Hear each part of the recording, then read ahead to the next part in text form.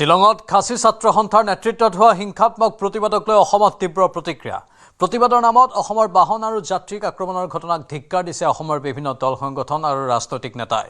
পুৱাৰে পৰা যোৰাবাটত প্ৰতিবাদ সাব্যস্ত কৰিলে অসমৰ বাহন চালকসকলেও।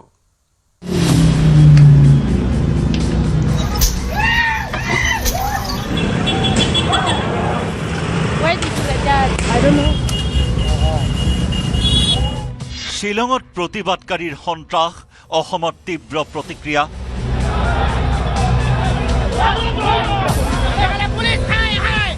বাৰে বাৰে অসমৰ লোকক কিয় টাৰ্গেট মেঘালয়ত? সংগঠন কিছুমানে আহি গোটেই গাড়ী ভাঙিছে, একো কথা বতৰা নাই।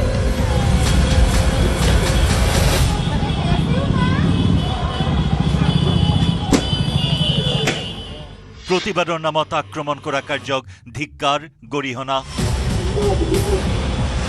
মেঘালয়ত খাচী ছাত্ৰ সন্থাৰ নেতৃত্বত হোৱা প্ৰতিবাদৰ উগ্ৰ ৰূপক লৈ সৰব অসমৰ দল সংগঠন। প্ৰতিবাদৰ নামত হোৱা উপদ্ৰৱক মানি নলয় ৰাজ্যবাসীয়ে। পুৱাৰে পৰা যোৰাবাটত প্ৰতিবাদ সাব্যস্ত কৰিলে অসমৰ বাহন চালকসকলে।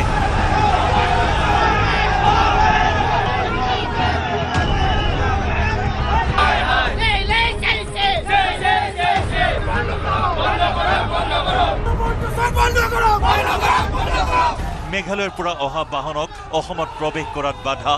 কিন্তু এই পৰিৱেশৰ সূচনা হোৱাটো স্বাভাৱিক, কিয়নো শ্বিলঙত উগ্ৰ প্ৰতিবাদকাৰীয়ে আক্ৰমণৰ লক্ষ্য কৰি লৈছিল অসমৰ বাহনক। অসমৰ পৰা যোৱা পৰ্যটকো হৈছিল আহত। এই ঘটনাক লৈ এতিয়া সৰব হৈছে অসমৰ অৰাজনৈতিক দল সংগঠনৰ লগতে ৰাজনৈতিক দলৰ নেতা। ঘটনাত জড়িত দোষীক শাস্তিৰ দাবী মেঘালয়ৰ মুখ্যমন্ত্ৰী কনৰাড চাংমাক। দুয়োখন ৰাজ্যৰ মাজত শংকামুক্ত পৰিৱেশ গঢ়ি তোলাৰ দাবী আছু নেতৃত্বৰ। মুখ ক'লা কাপোৰেৰে বান্ধি সন্ত্ৰাস চলোৱা লোকক চিনাক্ত কৰিবলৈ দাবী আছুৰ সাধাৰণ সম্পাদক সমীৰণ ফুকনৰ। এই লোকসকলক চিনাক্ত কৰিব লাগে, গ্ৰেপ্তাৰ কৰিব লাগে, কঠোৰ শাস্তি বিহিব লাগে। এই গোটেই ঘটনা সন্দৰ্ভত আমি সদৌ অসম ছাত্ৰ সন্থাই অসম চৰকাৰৰ মাননীয় মুখ্যমন্ত্ৰী ডাঙৰীয়াক আহ্বান জনাইছোঁ। মেঘালয় চৰকাৰৰ লগত আলোচনাৰ মজিয়াত গোটেই বিষয়বোৰ সমাধানৰ কাৰণে এটা সূত্ৰ উলিয়াওক তাৎক্ষণিকভাৱে। অসমৰ বাহনক আক্ৰমণ, চালকক আক্ৰমণ কৰা কাৰ্যক লৈ সৰব ৰূপম দত্ত। মেঘালয়ৰ একাংশ লোকে বিদ্বেষ পৰিহাৰ নকৰিলে আৰু এনেদৰে সন্ত্ৰাস চলাই থাকিলে অসমৰ চালকসকলে সৰ্বাত্মক ৰূপত প্ৰতিবাদ কৰিব বুলি হুংকাৰ ৰূপম দত্তৰ। মই অসম চৰকাৰক এটাই আহ্বান জনাম, এই ঘটনাটো সম্পূৰ্ণ তদন্ত কৰিব লাগে।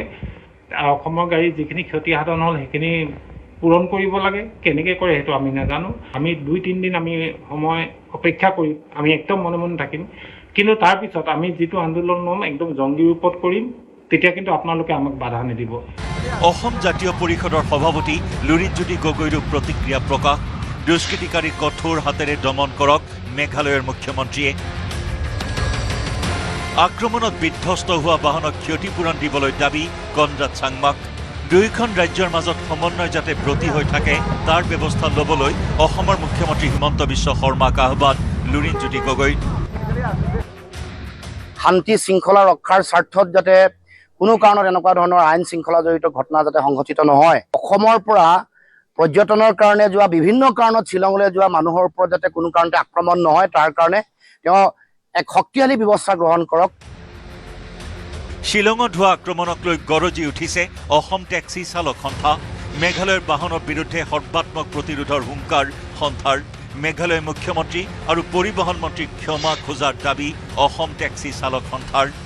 এই কথাসমূহ আমি অসম চৰকাৰকো জনাইছোঁ, মেঘালয় চৰকাৰকো জনাইছোঁ। কিন্তু আজিৰ তাৰিখলৈকে অসম চৰকাৰ আৰু মেঘালয় চৰকাৰে এটা সুস্থ আলোচনা কৰি এটা সিদ্ধান্তত উপনীত হ'ব নোৱাৰিলে, চালকসকলৰ নিশ্চিত নিৰাপত্তাৰ ব্যৱস্থা কৰিব নোৱাৰিলে।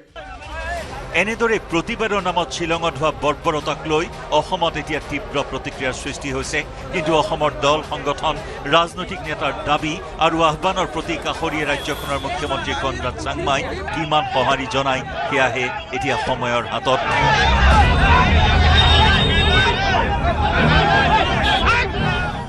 সংঘাত পৰিহাৰ কৰি মেঘালয়ক আগবাঢ়ি আহিবলৈ আহ্বান বিজেপি বিধায়ক পল্লৱ লোচন দাসৰ। একেদৰে দুয়োখন ৰাজ্যৰ মাজত হোৱা সংঘাত দূৰ কৰিবলৈ আহ্বান কংগ্ৰেছৰ বিধায়ক জয়প্ৰকাশ দাসৰ। দাবী জনাইছোঁ যি আমাৰ ভাতৃত্ববোৰ অটুট থাকক আৰু অমিত শ্বাহ ডাঙৰীয়া, নৰেন্দ্ৰ মোদী ডাঙৰীয়া আমাৰ যি 7 ভনী যি আগৰ আমাৰ মাজত মৰম চেনেহ আছে। এইটো তেখেতলোকেতো নোৱাৰে, কিন্তু অকণমান তেখেতলোকে জোৰ দিয়ক যাতে এটলিষ্ট আমি অলপ ভালদৰে জীয়াই থাকিব পাৰোঁ, শান্তি সমৃদ্ধিৰে জীয়াই থাকিব পাৰোঁ। News desk report, news 18 Assam north east.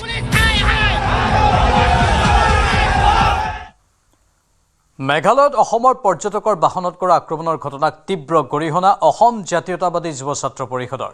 শেহতীয়াকৈ মেঘালয়ৰ উপৰি অৰুণাচল, নাগালেণ্ড আদি ৰাজ্যৰ পৰাও অসমৰ লোকক হাৰাশাস্তি কৰি থকা হৈছে। মেঘালয়ত অসমৰ বাহন আক্ৰমণ কৰাৰ ঘটনাৰ পুনৰাবৃত্তি হ'লে মেঘালয়ৰ যান বাহনো অৱৰোধ কৰিবলৈ বাধ্য হ'ব বুলি মন্তব্য অসম জাতীয়তাবাদী যুৱ ছাত্ৰ পৰিষদৰ নেতা পলাশ চাংমাৰ।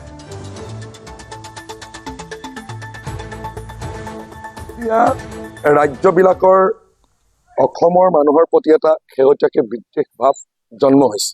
আমি কিন্তু চুবুৰীয়া যিবিলাক ৰাজ্য আছে সেই ৰাজ্যবিলাকৰ লগত সদায় ভাতৃত্ববোধৰ যিডাল আমাৰ এনাজৰী, সেই এনাজৰীডাল আমি জীয়াই ৰাখিব খোজো।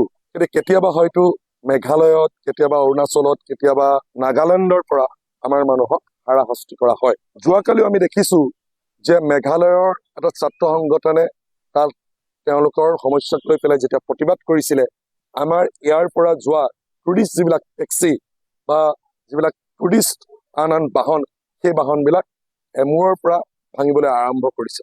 গতিকে এই কামটো আমি গৰিহণা দিছোঁ।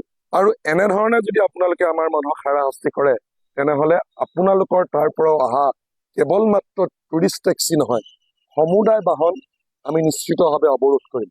আপোনালোকৰ আমি দেখোঁ আমাৰ এইফালেদিয়েই আপোনালোকৰ আমোলা বিষয়া, মন্ত্ৰী, MLA সকলো অহা যোৱা কৰে দেশৰ বিভিন্ন প্ৰান্তলৈ। তেওঁলোককো আমি অৱৰোধ কৰিবলৈ বাধ্য হ'ম আপোনালোকে যদি এনেকুৱা ধৰণৰ আচৰণ কৰে। নগাঁৱৰ হৈবৰগাঁৱৰ পূজাবাৰত উত্তপ্ত পৰিস্থিতি। সুৰাপান কৰি থকা অৱস্থাতে যুৱকৰ দলৰ মাজত মাৰপিট। জিয়াবুৰ ৰহমান নামৰ এজন যুৱকে আক্ৰমণ কৰিলে আন 2 যুৱকক। সুৰাৰ বটলেৰে আক্ৰমণ কৰি হত্যাৰ চেষ্টা 2 যুৱকক। ঘটনাৰ গুৰুতৰভাৱে আহত মুস্তাফিজুৰ ৰহমান আৰু ৱাহিদ জামান আনচাৰী। আহত মুস্তাফিজুৰ ৰহমানৰ অৱস্থা সংকটজনক। আৰক্ষীৰ জালত পৰিছে আক্ৰমণকাৰী জিয়াবুৰ ৰহমান। আহত যুৱককেইজনক নগাঁৱৰ এখন ব্যক্তিগত চিকিৎসালয়ত ভৰ্তি কৰোৱা হৈছে। আমি কাম কৰি আছিলোঁ, 4জন ল'ৰাই মাল খাই আছিল। তাৰপিছত ল'ৰাটোক বটলটো সোমোৱাই এনেকুৱাত সোমোৱাই দিছে। কোনে কেইজনে? 4জন লগৰ ভিতৰতে সোমোৱাই দিছে। লগৰ ভিতৰতে সোমোৱাই দিছে। এই বাৰখনৰ নাম কি? হোটেলটোৰ নাম কি? এইটো ছাৰ বাৰটো আমাৰ ছাৰ এজনে দুখ পাইছে, 2জন দুখ পাইছে। তাৰ লগৰজনক এনেকুৱাত একলগতে খাব আহিছে। একলগতে আহিছে ছাৰ। 4জন একেলগে হয়। 4জন একলগতে বন্ধু না? বন্ধু খাই নিজৰ ভিতৰতে খাই দিছে। কি কাৰণে লাগিলে গম পাইছা? ছাৰ ভালেই হৈ আছিল, হাঁহি ফুটি আছিল ছাৰ। তাৰপিছত লগৰ ভিতৰতে ঘপকৈ লাগি গৈছে। বটল ভাঙি ছাৰ এনেকুৱা টেবুলৰ বটল ভাঙিছে, বটল ভাঙি এনেকুৱাত সোমাই দিছে। মোৰ কাষ্টমাৰ আহিছে, মই মানে ৰুম দেখুৱাব গৈছোঁ। তাৰপিছত আহি দেখিছোঁ মানে তাত মানে হুলস্থুল, দেখিছোঁ তেজ গোটেইখিনি। কেছটো আমি গমেই নাপাওঁ মই। তাৰপিছত দেখিছোঁ মানে তেওঁলোকৰ কোনোবা 4জন মানে বিয়েৰ চিয়েৰ খাই আছিল। সেই তেওঁলোকে কিবা লাগি পেলাই মানে বটল ভাঙি পেলাই মাৰি দিছে। কেইজন ল'ৰা আছিল? ল'ৰাটো সেইটো গম নাপাওঁ এতিয়া কেইজন আছিল। কি কয়? ইনজিঅ' হোৱা এজনেই দেখিছোঁ মই।